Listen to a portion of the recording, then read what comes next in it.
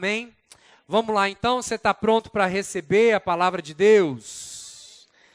Eu vou perguntar de novo, você vai responder com um amém mais avivado. Você está pronto para receber a palavra de Deus?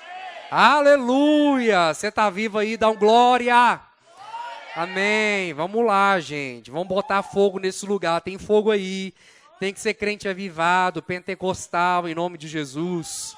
Abra, amém, irmão! Aleluia! Gosta sim. Abra sua Bíblia em Hebreus, capítulo 6, versículo 1.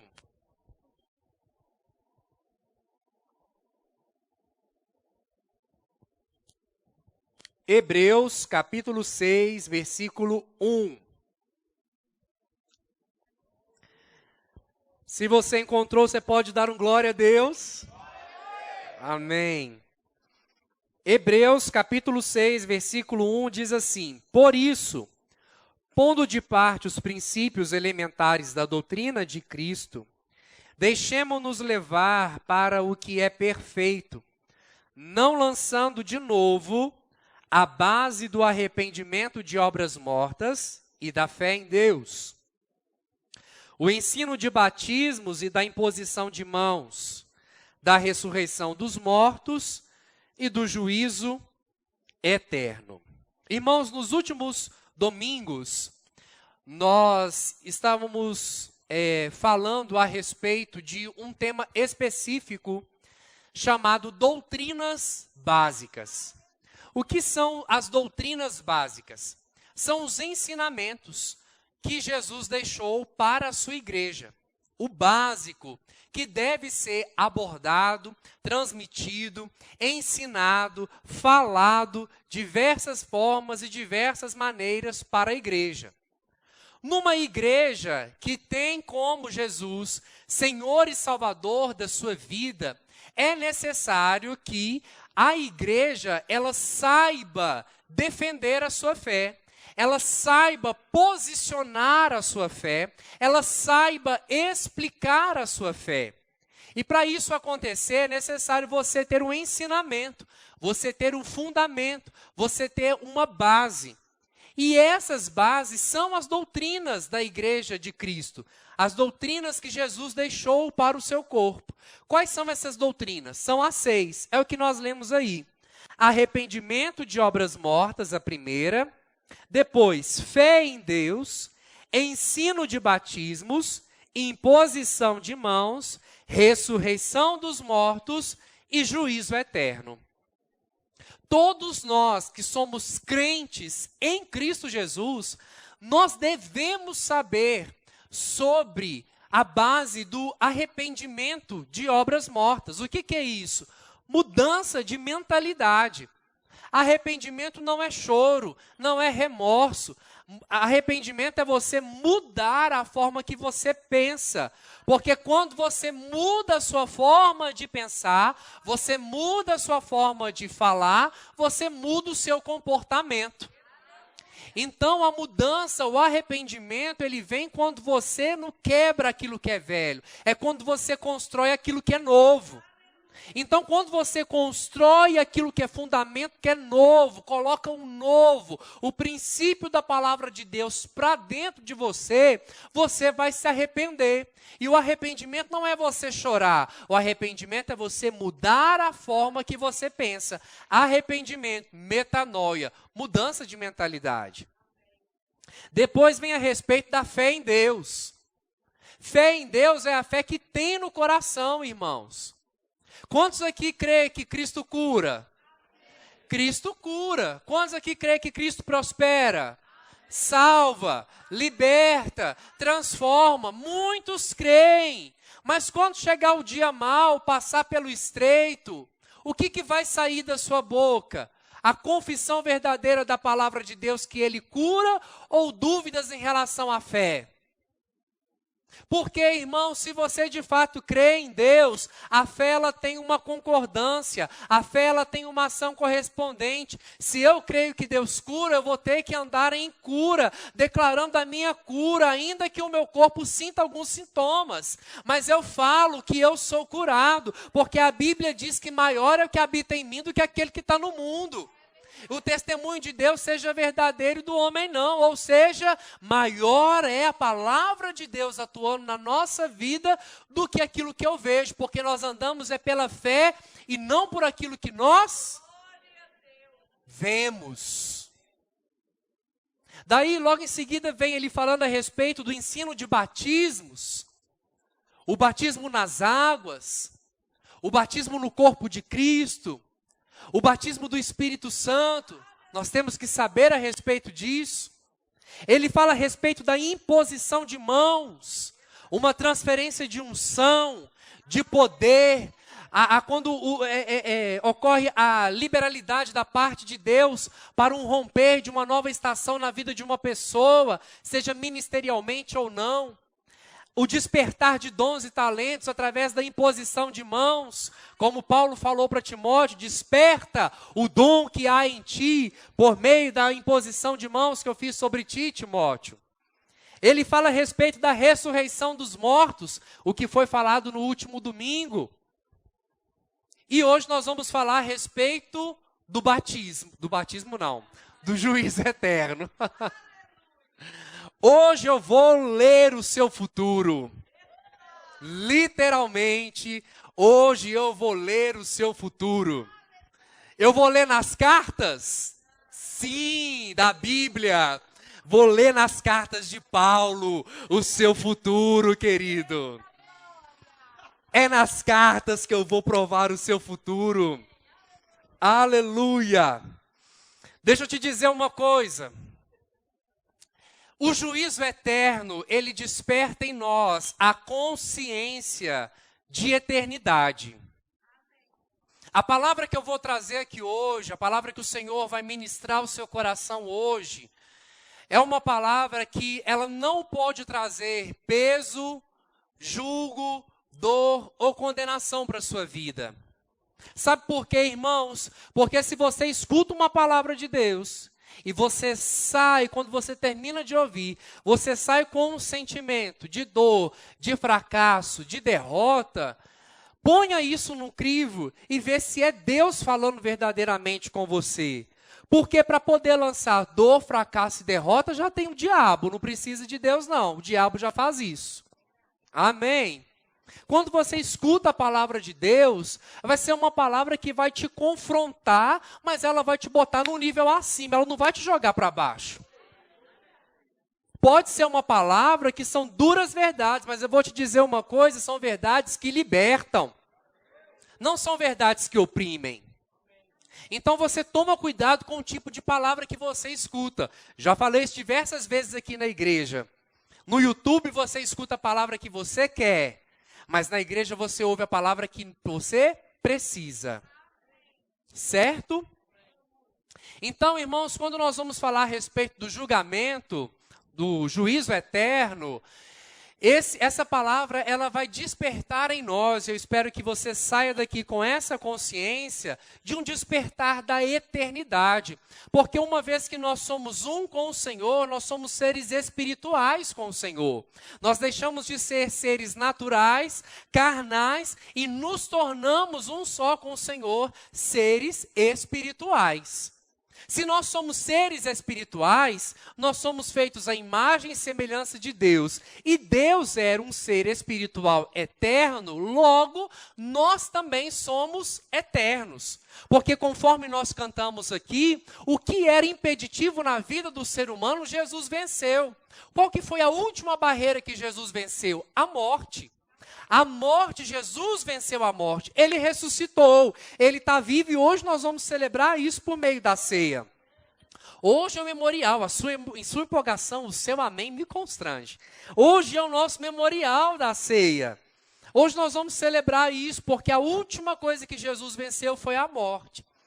Então, aquele que morre em Cristo Jesus, ele tem a vida eterna. Tanto é que a Bíblia fala que nós dormimos. Porque sabemos que em um determinado momento nós vamos despertar desse estágio que nós estamos dormindo. Que a pessoa, né? Nós estamos vivos aqui, aleluia, glória a Deus. Mas que a pessoa que morreu está lá dormindo. A pessoa vai se despertar disso. Amém? Então, irmãos, A única coisa que as pessoas esperam aí fora, e a única coisa que a gente tem, que dizem por aí que nós podemos ter certeza, é a respeito da morte. E como que vai ser essa questão do juízo? Como Deus vai executar o juízo dele em relação àqueles que são crentes e àqueles que são não crentes? A Bíblia ela traz os dois tipos principais de julgamento de Deus. O julgamento para aqueles que não têm Jesus como Senhor e Salvador da sua vida, e o julgamento para aqueles que têm Jesus como Senhor e Salvador da sua vida. Agora, nesse momento, eu vou te falar a respeito do julgamento daquele que não tem Jesus como Senhor e Salvador. A pessoa que não confessou, não reconheceu Jesus como Senhor e Salvador. O que a Bíblia chama de ímpio, uma pessoa não salva. O que a Bíblia fala a respeito dessa pessoa? Quando essa pessoa morrer, o que vai acontecer com ela? Você tem coragem, você tem curiosidade para poder saber? Poucas pessoas têm, mas mesmo assim eu vou falar para quem não tem. Porque você está aqui, quem está pregando sou eu vou contar mesmo assim, tá? Abra sua Bíblia em Apocalipse, versículo 20. Apocalipse, capítulo 20.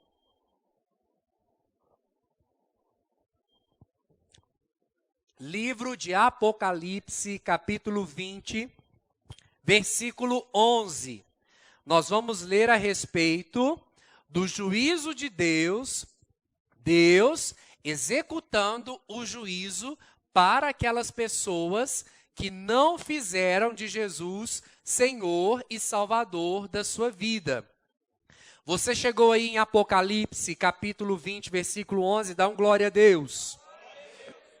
Vi um grande trono branco, e aquele que nele se assenta, de cuja presença fugiram a terra e o céu, e não se achou lugar para eles. Vi também os mortos, os grandes e os pequenos, postos em pé diante do trono. Então se abriram os livros. Ainda outro livro, o livro da vida, foi aberto.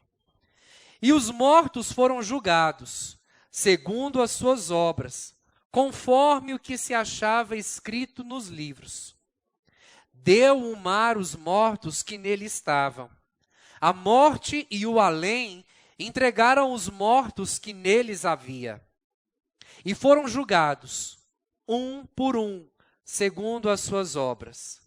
Então, a morte e o inferno foram lançados para dentro do lago de fogo. Esta é a segunda morte, o lago de fogo. E se alguém não foi achado inscrito no livro da vida, esse foi lançado para dentro do lago de fogo. Irmãos, olha só. Aqui a Bíblia está falando o seguinte, que vai chegar um momento em que todos nós, todo ser humano, seja ele crente em Cristo Jesus ou não crente, todo ser humano que viveu sobre a face dessa terra, ele vai ressuscitar e ele vai aparecer diante do Senhor. Os não crentes, os não salvos, aqueles que não têm Jesus como Senhor e Salvador de suas vidas, eles vão comparecer diante do trono branco. E ali diante do trono branco, o Senhor vai executar o juízo. Ou seja, o Senhor vai pesar na balança. Daí, irmãos, a Bíblia diz que nesse momento, o Senhor vai abrir o arquivo confidencial dele. E ele vai abrir os livros. E o Senhor vai chamar um por um dos não salvos, dos não crentes, dos ímpios. Aquele que talvez um dia você pregou a palavra e a pessoa falou, não quero saber de Jesus, não quero saber de nada, nada. E a pessoa morreu. Um dia essa pessoa vai comparecer diante do Senhor.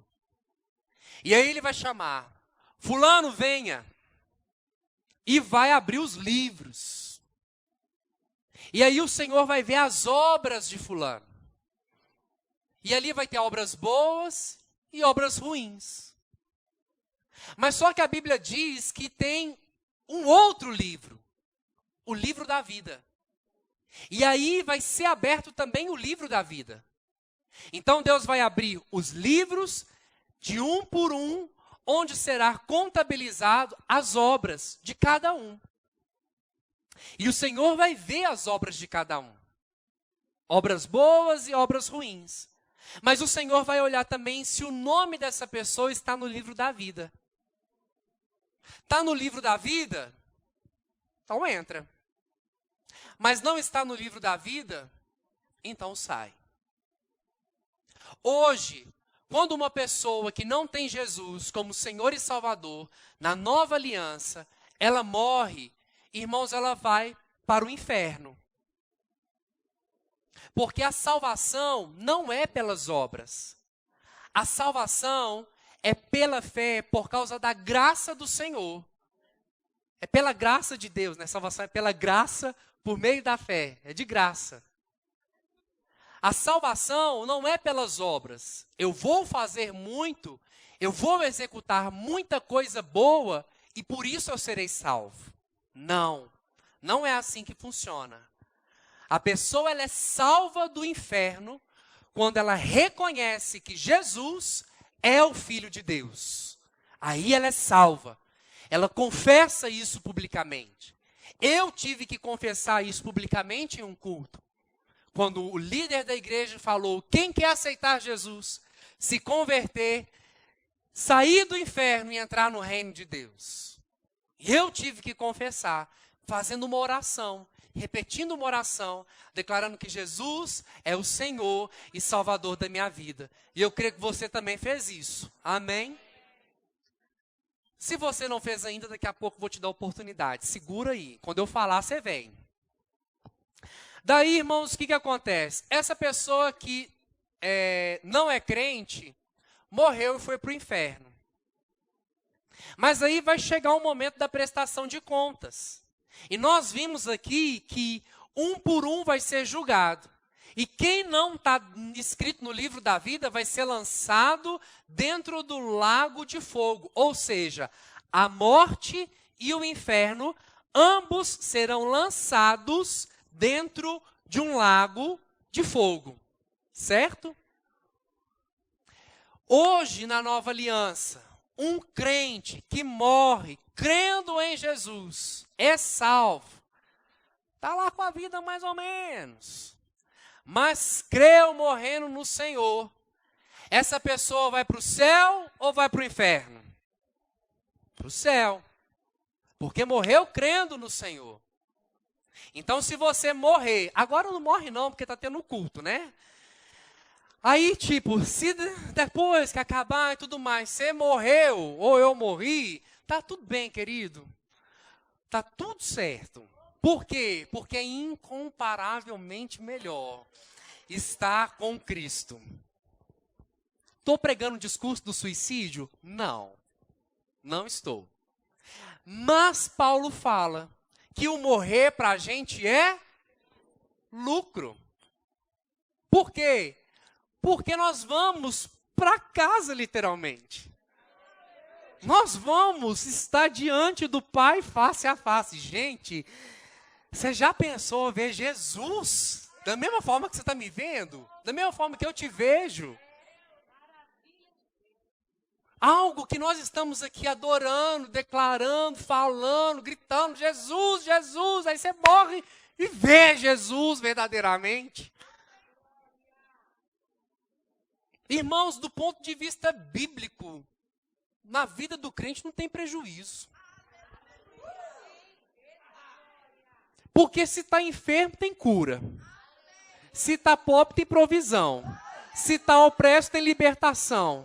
Se está triste, tem alegria. Se está órfão, tem um pai. Se morre, ainda vive. Gente do céu!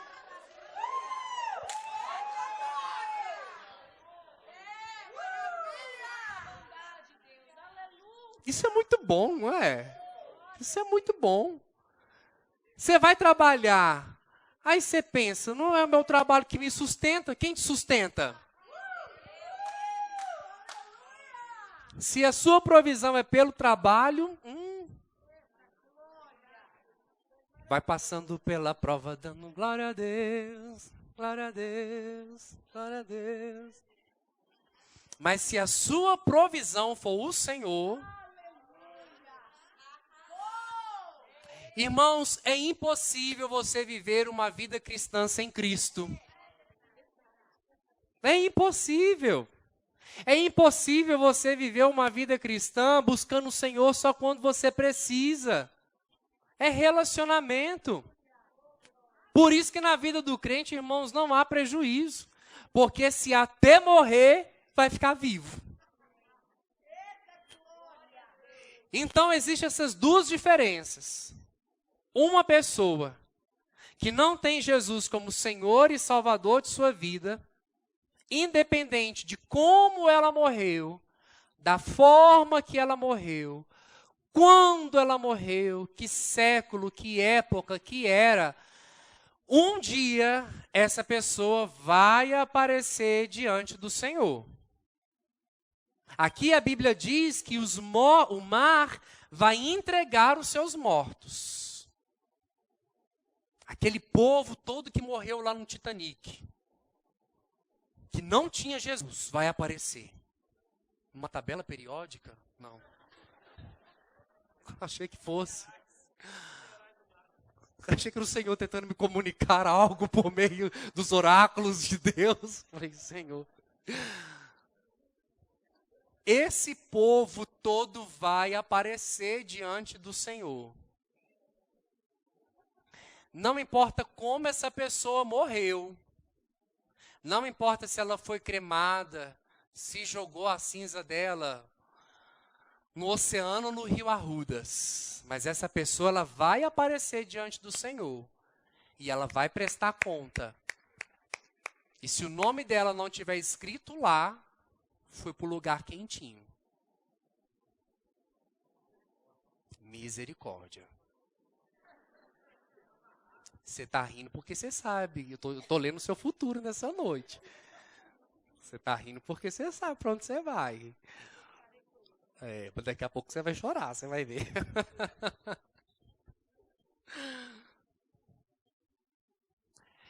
Talvez você possa estar pensando, é aquela pessoa que eu amava tanto. Irmãos, o que importa é que nós temos as pessoas vivas ao nosso redor agora.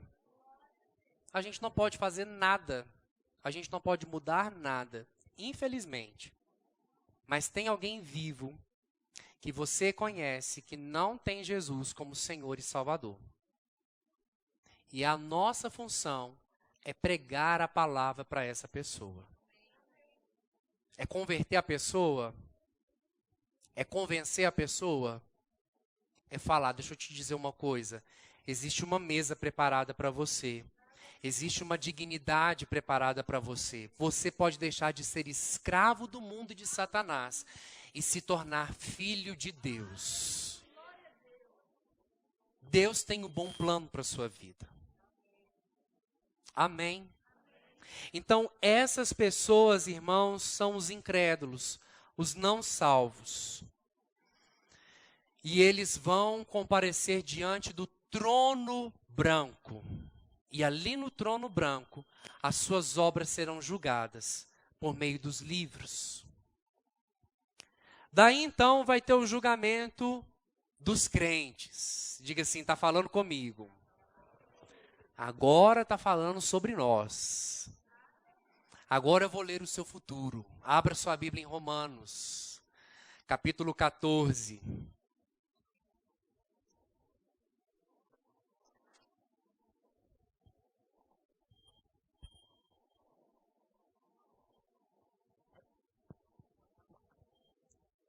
Romanos, capítulo 14, versículo 10.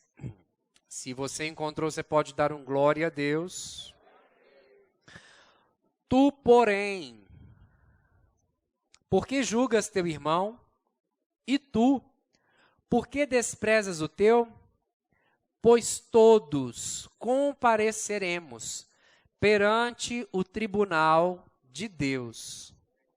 Como está escrito, por minha vida, diz o Senhor, diante de mim se dobrará todo o joelho, e toda língua dará louvores a Deus. Assim, pois, cada um de nós dará contas de si mesmo a Deus. Amém? Abra sua Bíblia em 2 Coríntios, capítulo 5, versículo 10. 2 Coríntios, capítulo 5, versículo 10. Diz assim: porque importa que todos nós compareçamos perante o tribunal de Cristo, para que cada um receba segundo o bem ou o mal que tiver feito por meio do corpo. Irmãos, olha só. A palavra comparecer aqui no grego significa estar de pé. Nós vamos comparecer e estaremos de pé diante do Senhor. Em que momento que isso vai acontecer? Jesus veio, nasceu através de uma jovenzinha chamada Maria. Teve que crescer, chegou na idade dos 30 anos, manifestou-se publicamente seu ministério, de curta duração, mas de profundo impacto. Morreu, foi crucificado, foi morto e ressuscitou. Posso ter um amém? Quando Jesus ressuscitou, ele começou um novo tempo para a humanidade.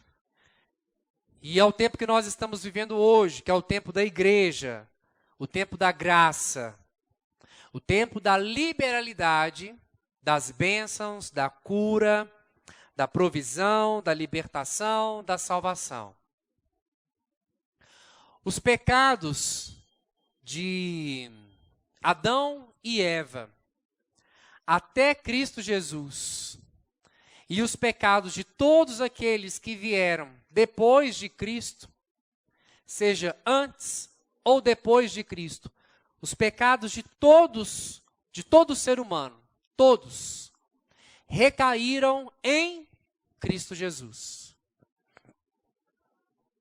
Quem traiu Deus foi o ser humano. Deus criou o ser humano. E o ser humano que Deus criou, Deus não criou para ser um ser humano robotizado. Ou seja, me adore, preste culto a mim, faça isso, faça aquilo. Regras, leis, preceitos, usos, costumes, valores. Deus não criou o ser humano para viver nessa padronização. Deus criou o ser humano para poder ser livre. Não porque Deus precisasse de um ser humano, mas é que Deus desejou fazer. Por que ele desejou fazer? Pergunte você para ele. Ele desejou ter um relacionamento conosco. Mas só que o relacionamento que Deus quer é movido por amor. Não é por obrigação. Não é para poder só pedir a bênção pela bênção, mas movido pelo amor. E o homem escolheu o lado B. Mas o amor de Deus é tão grande que mesmo o homem, a humanidade, escolhendo o lado B, simplesmente Deus fez o percurso buscando o homem de volta para ele. Porque ele é amor. E ele resgatou a humanidade de volta. Daí então, existe algo que nós sabemos que é o livre-arbítrio. Nós nos relacionamos com Deus por uma escolha. Nós é que vamos escolher se vamos relacionar e buscarmos as coisas de Deus ou não. Então Jesus inaugurou um novo tempo. E os pecados dessa humanidade, e os pecados do ser humano, como o ser humano traiu o Senhor, o ser humano é que tinha que receber e sofrer as consequências, sim ou não? Sim. Era o ser humano que tinha que ser moído, castigado, judiado, maltratado. Mas aí Deus, pela sua infinita graça, misericórdia e amor por cada um de nós, falou: não, eles não vão sofrer o dano. Eu vou sofrer o dano no lugar deles. E o próprio Jesus veio sofrer o castigo que era para nós. O castigo que nós tínhamos que receber, quem recebeu foi Jesus. A coça que o nosso pai ia dar, quem recebeu foi Jesus. Jesus recebeu toda a coça, todo o castigo, toda a judiação, sofreu. Quem tinha que ir para o inferno, porque rejeitou a Deus, era a humanidade, mas quem foi para o inferno foi Jesus. Mas só que Jesus não rejeitou a Deus. Então ele não tinha legalidade para poder permanecer lá. Por isso que no terceiro dia o Espírito de Deus entrou e retirou. Porque ele não tinha pecado para poder estar lá. O pecado que ele levou não foi o pecado dele. Ele se tornou, ele pegou, ele carregou, ele foi o carreador. Ele foi o carreador, ele carregou esse pecado e levou para o inferno. Você está respirando aí? Amém? Você está puxando o oxigênio, a molécula. Mas para essa molécula entrar lá dentro da sua célula, é necessário uma molécula carreadora que fixa, que liga a molécula de oxigênio nessa carreadora e ela é transportada, você está vendo aqui o sangue, ó, é pela fé. Ela é transportada na sua corrente sanguínea para poder chegar lá na sua célula e te dar energia. Jesus, ele carregou algo que pertencia para nós, era nosso, ele carregou. Ele sofreu o dano no nosso lugar. E levou isso para o inferno. Mas no inferno não era o lugar dele. Por isso que ele saiu. E aí ele declarou: todo aquele agora que crê em mim, não vai mais para o inferno. Porque eu venci a morte, eu venci o inferno. Se você crê em mim, você entra no céu. E aí inaugurou o tempo da igreja. Por meio da ressurreição de Cristo Jesus. E ele falou: igreja, eu vou lá para o céu, porque eu te substituí no inferno. Agora vocês vão me substituir aqui na terra e eu vou lá para o céu, porque aquilo que eu tinha feito, partiu, eu fiz, eu cumpri e vou me assentar à direita de Deus, até que vocês cumpram o propósito que eu estabeleci para vocês, igreja. Jesus então se assenta, ele entra nos céus com o seu sangue. E aí, irmãos, os anjos começam a questionar: quem é o Rei da Glória? Levantai, ó portas, as vossas cabeças. Levantai-vos, ó portais eternos. Que entrará o Rei da Glória. Quem é o Rei da Glória? Porque nenhum homem naquele momento tinha entrado nos céus. E estava entrando naquele momento um homem de carne e osso. Um representante da humanidade entrou nos céus. Os anjos viam o representante da humanidade indo para o inferno. Mas o representante da humanidade agora verteu o sangue, pegou o seu sangue, entrou nos tabernáculos celestiais e declarou: o preço está pago. Eu comprei todos os povos de línguas, tribos, nações para o Senhor. Esse povo agora que está indo para o inferno, se crê em mim, tem acesso ao Senhor. Os céus estão abertos para todo aquele que crê em Jesus como Senhor e Salvador. Por isso que os anjos declararam: levantai a portas das vossas cabeças, que entrará o Rei da Glória. É o Senhor, forte e poderoso. Ele é o Rei da Glória. Jesus é o Rei da Glória. Aleluia! Daí o representante entra no céu, entrega nos tabernáculos celestiais, se assenta e fala: é com você, igreja.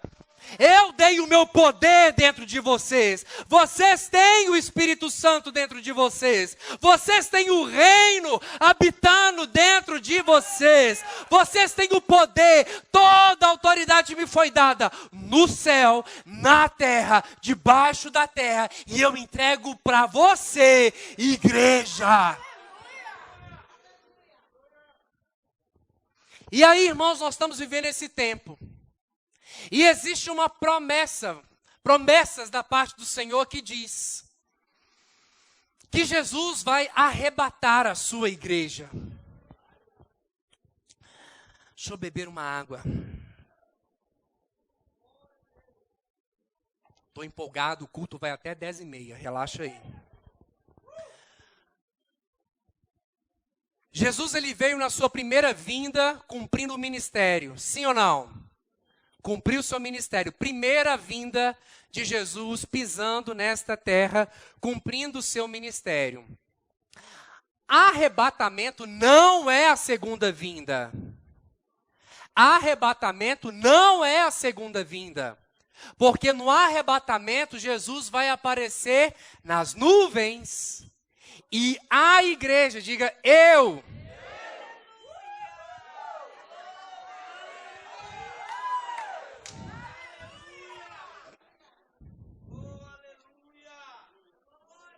A igreja vai subir. O nosso corpo vai ser transformado num corpo de incorruptibilidade.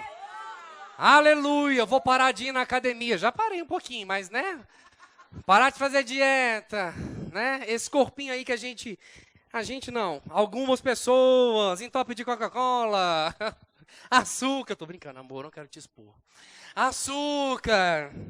Gordurinhas. Hã? Ah, obrigado. Não é brincadeira, amor. Dia dos namorados. Tudo bem. Aí esse corpo vai ser transformado em incorruptibilidade. Como que isso vai acontecer? Não sei, mas a Bíblia fala que vai acontecer e se está escrito eu creio. Amém? E aí a igreja vai subir. E o Senhor vai aparecer nos ares, nas nuvens.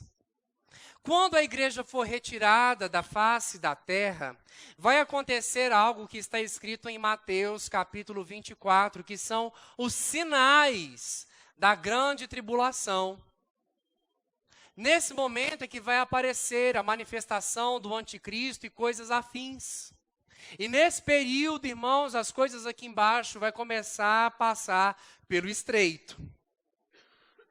Mas nesse momento a igreja estará com o Senhor nos ares. A igreja estará com o Senhor nas bodas do Cordeiro. E durante os 7 anos das bodas do Cordeiro e os 7 anos de tribulação, no momento que a igreja está festejando junto com o Senhor, o encontro da sua noiva com o seu noivo, nós vamos comparecer diante do tribunal de Cristo. Os não salvos comparecerão diante do trono branco, mas os crentes comparecerão diante do tribunal de Cristo. E ali no tribunal de Cristo, nós seremos julgados pelos nossos pecados ou pelas nossas obras? Obras, muito bem, igreja. Nós seremos julgados pelas nossas obras. Gente, que orgulho, a gente nem tem escola dominical e todo mundo está sabendo. Nós seremos julgados pelas nossas obras. Por que nós não vamos ser julgados pelos nossos pecados? Porque quem recebeu o juízo, o julgamento pelos nossos pecados foi quem? Quem? Ô, gente, a gente tem que andar mesmo, é só rendendo graças ao Senhor, né?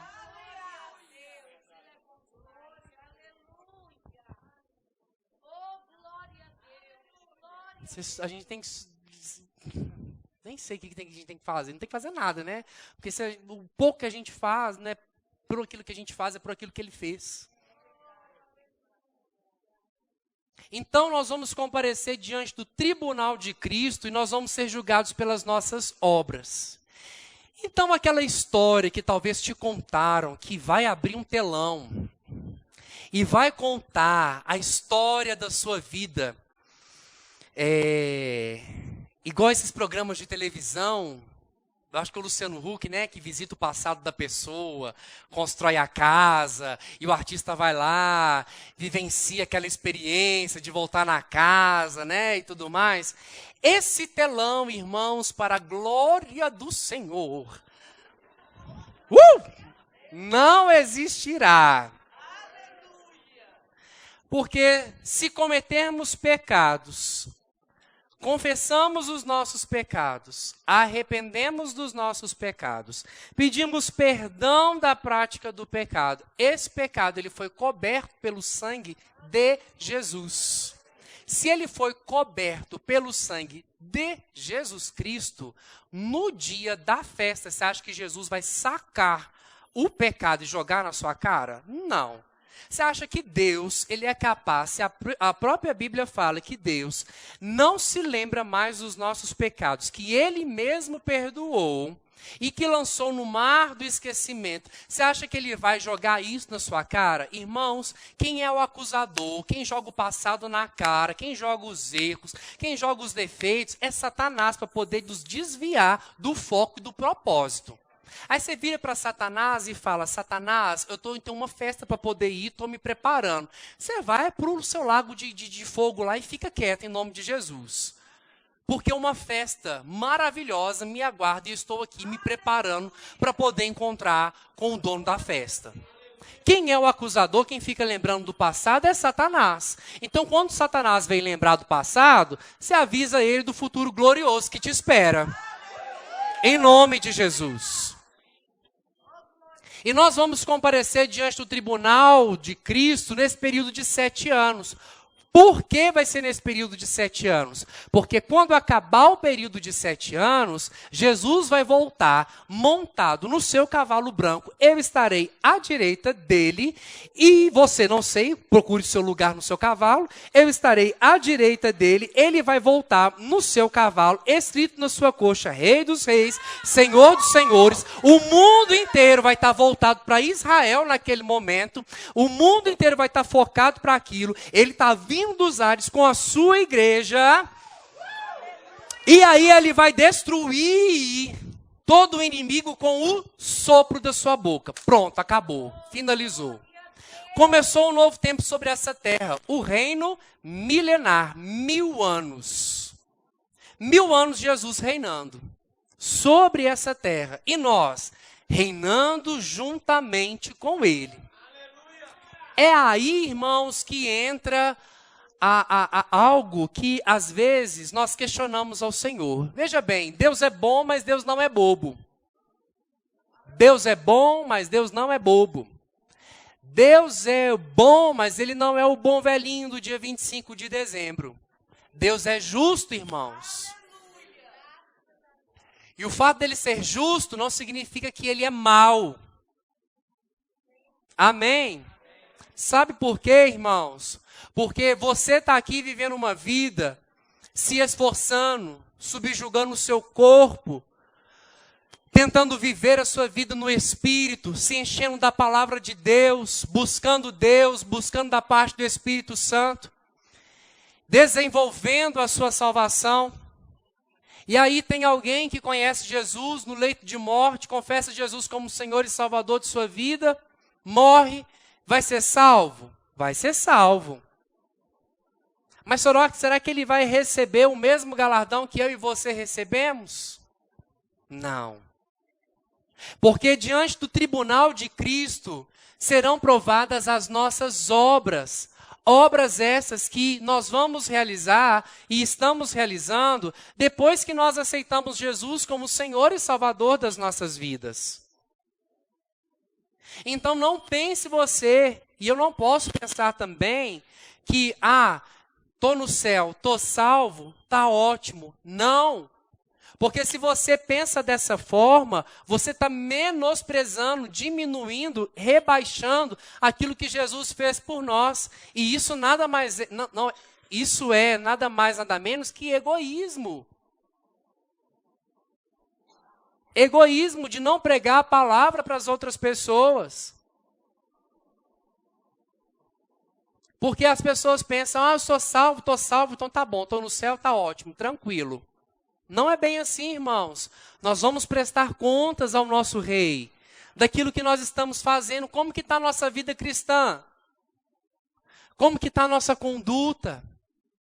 Será que as nossas escolhas diárias, elas estão sendo pautadas pela orientação do Espírito Santo ou pelo um egoísmo, talvez, da nossa parte? Será, irmãos, que nós estamos vivendo uma vida de excelência, que tudo aquilo que nós estamos fazendo como se fosse para o Senhor ou para nos agradar? Eu falei que ia ficar estreito, eu avisei. Não é uma questão de peso, irmãos, na sua vida, é uma questão de reflexão. Porque um dia nós vamos comparecer diante do Senhor para poder prestar conta. E o Senhor fala, olha, eu te chamei para fazer X, Y, Z. E talvez você está passando a sua vida fazendo A, B e C. Desperta, ó tu que dormes. Abra os olhos do teu entendimento. O tempo está sendo remido, o tempo está sendo curto. Não podemos brincar de ser crente. Não podemos brincar de orar. Sabe, irmão, se você está aqui e converteu tem 1 semana, 2, 6 meses, 6 meses. Vou dar um exemplo aqui que eu ouvi um dia. É até aceitável você fazer aquela oração, Senhor, abençoa o fulano, abençoa ciclano. Mas se você tem 1, 2, 10, 20, 40, 75 anos de convertido, a sua oração, ela tem que ter poder e tem que mover o lugar. Porque você já tem quilômetros rodados com o Senhor. Sabe, irmãos, a gente não tem que parar de ser crente, parar de ir na igreja, buscar a Deus só para poder receber a bênção. Nesse momento aqui que nós vamos apresentar diante do Senhor, será medido, irmãos, será colocado na balança a avaliação do nosso nível de obediência ao Senhor. Será avaliado o nível de obediência ao Senhor. Aí se eu não receber nada, a pessoa vai ser salva. Ela vai ser salva, mas ela não vai receber. E o que isso impacta? Isso impacta porque no reino do milênio nós vamos reinar com o Senhor. E para poder reinar no Senhor, as nossas obras elas vão passar pelo fogo. E a obra que prevalecer, cada um vai receber de acordo com o galardão. E no reino milenar, quando nós reinarmos com o Senhor, eu vou atuar nesse reino milenar de acordo com o tipo de obra que prevaleceu, que permaneceu. Então pense, igual eu dei o exemplo hoje de manhã, pense que todos nós vamos viver aqui 100 anos de idade. 100 anos. 100 anos de idade, irmãos, é um intervalo de tempo dentro de toda a eternidade. E são esses 100 anos de idade é que vão impactar a eternidade. Você entende isso? Tem pessoas que viveram 20, 30, 40, cada um aqui vai morrer numa faixa etária, se a gente não for arrebatado. Cada um vai morrer numa faixa etária. Mas, irmãos, essa faixa etária, seja ela curta ou grande aos nossos olhos naturais, é essa faixa etária, esse tempo que nós estamos vivendo hoje, aqui na Terra, é que vai determinar o quanto de impacto que nós vamos colher na eternidade. Então, nesse dia, nesse momento, agora, nós temos que fazer uma reflexão de como que nós estamos construindo a nossa vida diante do Senhor. E construir a nossa vida diante do Senhor não significa fazer várias coisas na igreja, porque talvez o Senhor não te chamou para poder fazer várias coisas na igreja, mas que faça uma única coisa, e essa única coisa venha trazer impacto na vida das pessoas, e diante do tribunal do Senhor você possa ouvir da parte do Senhor: bom trabalho, você fez um bom trabalho, toma aqui o teu galardão quando passar pelo fogo. Entende a nossa responsabilidade? Mais ainda, irmãos, entende a responsabilidade que nós temos de pregar a palavra de Deus para tirar esse povo do lago de fogo. De ser influência sobre essa terra. De buscar para poder ser cheio, para poder transbordar na vida do outro. Entende o nosso senso de responsabilidade como igreja? O que significa igreja? Chamados para fora. Mas não é sair para fora de qualquer jeito ou de qualquer forma. O Senhor nos capacitou com o seu poder, com o seu Espírito. Ei, os campos já estão brancos para poder pregar a palavra. Então prega a palavra no seu trabalho. Não seja um crente chato, mas seja um crente cheio de sabedoria. Palavra certa na boca para poder conduzir. Uma pessoa graciosa, uma pessoa bondosa, que as pessoas possam olhar e ver algo diferenciado na sua vida. Porque o juízo eterno vai ser executado, um juízo da parte de Deus sobre as nossas vidas. Esse juízo não é para nos castigar. Esse juízo não é para nos oprimir. Esse juízo não é para a gente poder ficar triste, porque afinal de contas a gente vai estar no céu com o Senhor. E não vai haver tristeza, não vai haver pranto. Mesmo a pessoa não recebendo lá aquele galardão, não vai haver tristeza. Mas, irmãos, há uma responsabilidade sobre as nossas vidas. O Senhor não nos morreu simplesmente para nos salvar e pronto, acabou. O Senhor nos deu o pacote completo da salvação, mas nos deu uma responsabilidade juntamente com isso. Uma responsabilidade social com a comunidade onde nós estamos inseridos. Chamados para poder ir para fora, para poder alcançar os corações que estão aí fora. Chamados para poder fazer a diferença. Chamados para poder sermos homens e mulheres cheios do poder de Deus atuando na vida das pessoas. Aqui a palavra tribunal de Cristo, irmãos, ela é comparada. No grego, a palavra tribunal significa bema, com B de bola. E essa palavra é comparado aos jogos dos gregos que Paulo utiliza a expressão. Nas Olimpíadas deles lá, naquele momento, naquela época, quando eles praticavam os esportes, e as pessoas elas corriam conforme as regras do esporte, todos subiam no pódio. Hoje a gente tem um primeiro, segundo e terceiro lugar.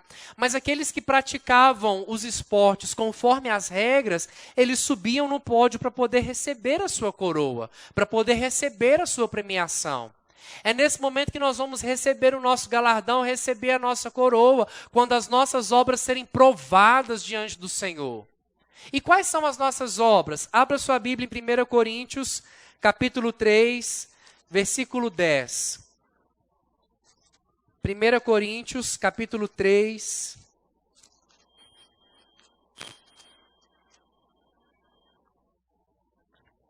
versículo 10.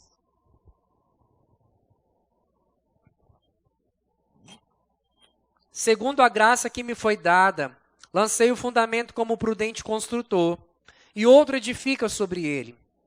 Porém, cada um veja como edifica, ou seja, porém cada um veja como você constrói a sua vida.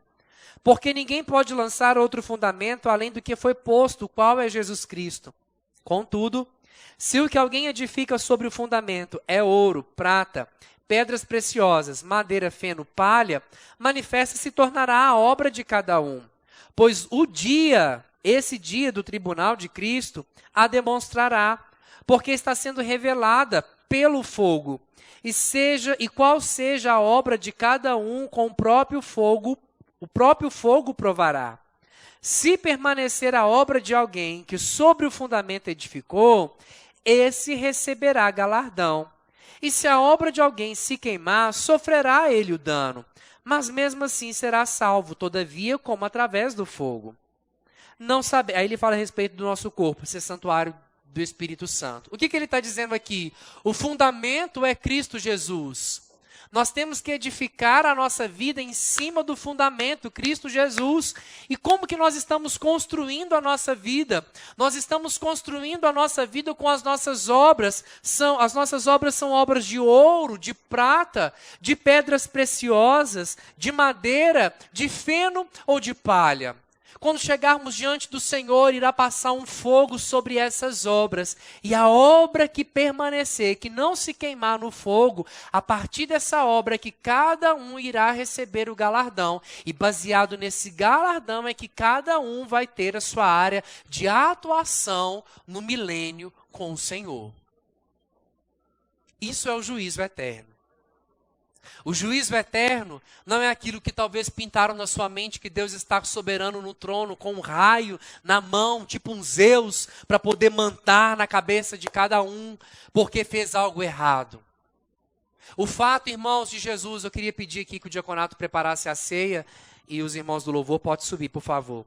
O fato, irmãos, de Jesus ter levado sobre si os nossos pecados, não significa que nós vamos viver agora na prática do pecado, porque nós estamos vivendo debaixo da graça, e a graça de Deus não te empurra para o pecado. A graça de Deus te tira do pecado, porque onde abundou o pecado, superabundou a graça de Deus. O meu futuro eterno, ele é determinado pelas escolhas que eu faço aqui na terra.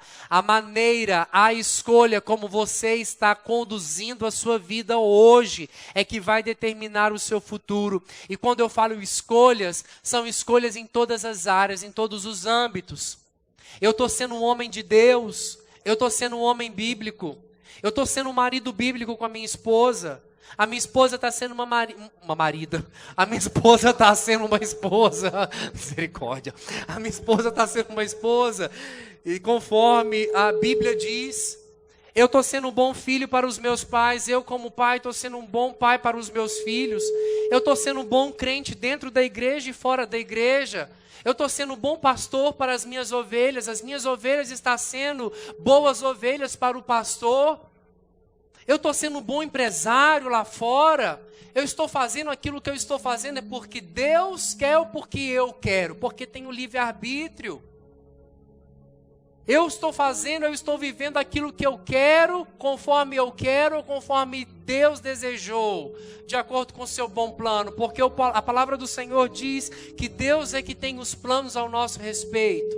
Planos de paz e de prosperidade. Planos não de mal, para dar o fim que nós desejamos. Como que está sendo a nossa vida?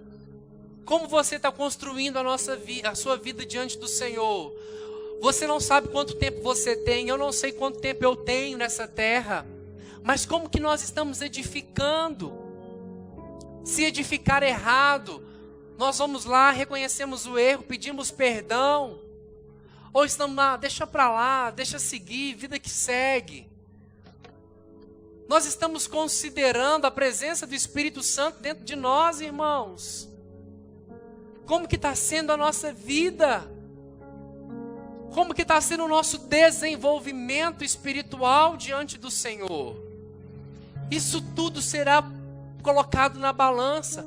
As palavras que saem da nossa boca, as nossas ações, isso tudo será colocado na balança diante do Senhor, não como um castigo, não como uma opressão, pode vir, irmãos, não como um castigo, não como uma opressão, mas sim pelo fato de saber que nós somos representantes de Deus aqui na terra, embaixadores. Somos crentes que não podemos viver a nossa vida de qualquer forma ou de qualquer jeito. O nosso coração, a Bíblia fala sobre tudo que se deve guardar, guarde dinheiro. Sobretudo que se deve guardar, guarde o coração. Porque nós temos que ter um coração, irmãos, equilibrado diante do Senhor. Guarde o dinheiro também, é bom, é necessário. Fazer sua reserva financeira. Mas sobretudo, o que tem que se guardar é o coração. para que no nosso coração não suba as motivações erradas, para que no nosso coração não suba os pensamentos errados, para que no nosso coração nós não venhamos nos desviar nem da direita nem da esquerda, mas sim ter um coração que honra a vida do Senhor por meio do sacrifício, por meio do corpo de Jesus, por meio do sangue de Jesus. Os elementos da ceia serão distribuídos nesse momento. Qual que é o pré-requisito para você tomar a ceia? É você ter feito de Jesus Senhor e Salvador da sua vida. Porque como você viu pela palavra de hoje, se você fez de Jesus Senhor e Salvador da sua vida, e se você morrer, você está apto para poder ir para o céu. Então você está apto para poder tomar a ceia. Não precisa de batismo, não precisa de discipulado, você precisa de reconhecer que Jesus é Senhor e Salvador da sua vida. Ah, mas eu estou numa prática errada de pecado. Confesse agora, abandone, deixe, tome a ceia, porque você não vai se livrar da prática errada sozinho. Você precisa da ajuda do Espírito Santo de Deus, que te convence que você é justificado pelo sangue de Jesus. Certa vez os discípulos chegaram para Jesus e falaram assim: Jesus, os demônios submetem a nós. Nós fomos expulsar os demônios e eles saíram. Aí Jesus chegou para eles e falou assim: ei, não fique alegre com isso não, mas se alegre, porque o seu nome está escrito no livro da vida. Talvez você está aqui nessa noite e não tem motivos para poder se alegrar. E eu vou te dar um único motivo: a alegria da sua salvação. Independente, irmão, se você tem dinheiro na conta ou não. Independente se está no estreito ou não. Independente se a circunstância está ao seu favor ou não. Seja alegre em todo o tempo, porque você tem a alegria da salvação. Os elementos da ceia serão entregues. Todos nós vamos ceiar com essa consciência de eternidade atuando em nossas vidas. Em nome de Jesus. Obrigado, Pai. Obrigado porque nós podemos nos assentar à Tua mesa. Obrigado porque antes nós estávamos na prática do pecado. Éramos reconhecidos como pecadores. Mas o Teu sangue nos lavou, o Teu sangue nos regenerou, o Teu sangue nos purificou e hoje somos a justiça de Deus em Cristo Jesus. Obrigado porque nós temos grande salvação. Obrigado porque o nosso nome está escrito no livro da vida. O Senhor morreu a nossa morte. Ele venceu a batalha e nos deu o prêmio. E hoje nós somos chamados de mais do que vencedores sobre todas as tribulações. Nada e nem ninguém pode nos separar do Teu amor. Nada e nem ninguém pode arrancar o Teu amor vivo e verdadeiro que atua nos nossos corações. Que privilégio, Senhor. Que privilégio de sermos representantes do Senhor sobre essa terra. Que privilégio em sermos embaixadores do Senhor sobre essa terra. Anunciar as boas novas do Senhor a toda criatura. Que privilégio existe, Senhor. Que honra para cada um de nós. Que honra, Senhor. Que honra. O Senhor nos tornou um sacerdócio real. Reinar sobre esta vida e ministrar ao Senhor sacrifícios de louvor. Que honra, Senhor. Que honra que nós podemos entrar na sala do trono, honrar ao nosso Rei eterno e imortal, reverenciá-lo. Mas sabemos que o nosso Rei é o nosso irmão. Que honra ter um relacionamento íntimo, pessoal e particular com o Senhor. Deus, meu coração se constrange.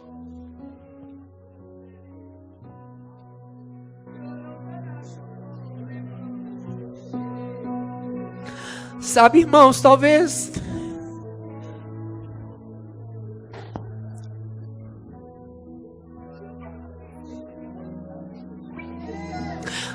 você já ficou com raiva de Deus por algum motivo.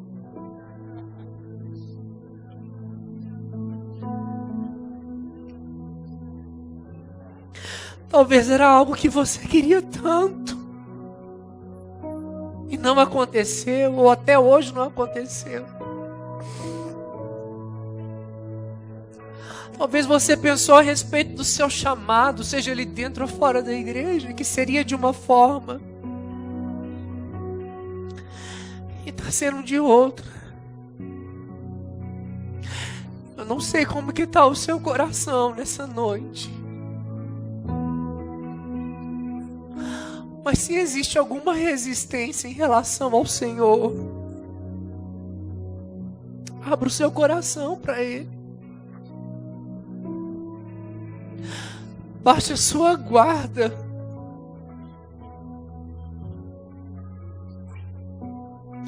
Deixe o Espírito Santo ministrar no seu coração.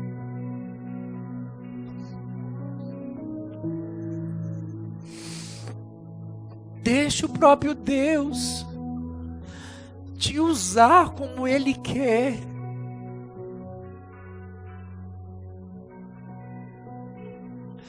Deixe o Senhor conduzir a sua vida com graça.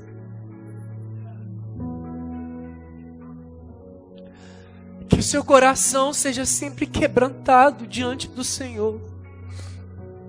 Que o meu coração seja sempre quebrantado diante do Senhor. Que não haja resistência. Que não haja... Mais um para mim, por favor. Que não haja resistência. Que não haja uma oposição sua em relação a Deus. Mas que o seu coração seja livre. Livre em nome de Jesus. Obrigado, Pai. Obrigado, porque sabemos que todo dom perfeito e toda boa dádiva vem do Senhor.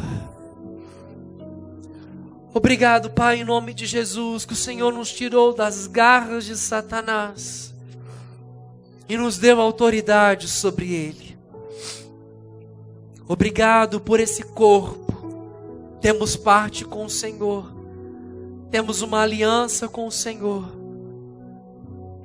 Obrigado por esse corpo que nós vamos comer agora.